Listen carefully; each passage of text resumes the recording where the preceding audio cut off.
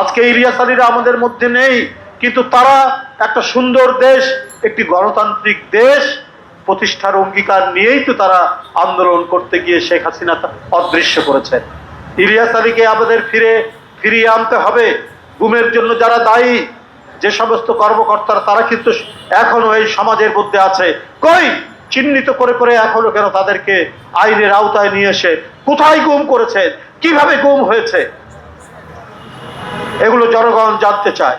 ইলিয়াস আলী, চৌধুরী আলম, সাইফুল ইসলাম হিরু, সুমন, পারভেজ, এরা আজকে কোথায়? যারা গুম করেছেন সেই কর্মকর্তারা তো আছেন বিভিন্ন জায়গায়।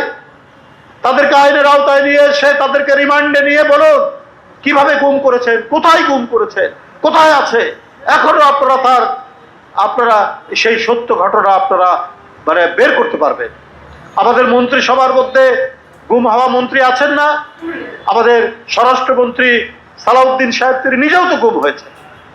তো সুতরাং কিভাবে গুম হয়েছে, কিভাবে গুম করেছে ওই সমস্ত নিষ্ঠুর পুলিশ কর্মকর্তা, র্যাব কর্মকর্তা এবং অন্যান্য আইন শৃঙ্খলা বাহিনীর কর্মকর্তারা, তারা তো সবাই পালিয়ে যেতে পারেননি, পালিয়ে যাননি।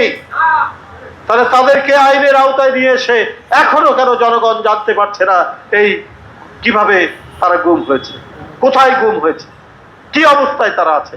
তাদের মুখ থেকেই তো বের হয়ে আসবে। আপনারা তাদেরকে রিমান্ডে নিয়ে আসেন।